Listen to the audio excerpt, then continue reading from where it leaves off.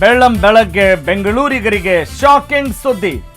ಇಂದು ಅರ್ಧ ಸಿಟಿಗೆ ನೀರು ಪೂರೈಕೆ ಬಂದ್, ಅಗತ್ಯಕ್ಕೆ ಸಂಗ್ರಹಿಸಿಕೊಳ್ಳಿ ಎಂದ ಜಲಮಂಡಳಿ.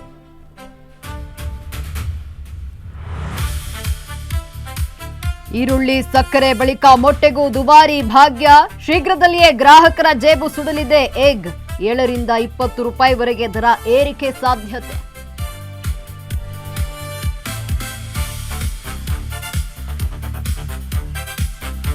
ಮೂರು ದಶಕಗಳ ಭೀಕರ ಪ್ರವಾಹಕ್ಕೆ ಪುಟ್ಟ ದೇಶ ತತ್ತರ. ಘನಘೋರ ದುರಂತಕ್ಕೆ 360 ಮಂದಿ ದುರ್ಮರಣ. ಜಲಪ್ರಳಯಕ್ಕೆ ನೇಪಾಳದಲ್ಲಿ ಅಲ್ಲೋಲ ಕಲ್ಲೋಲ.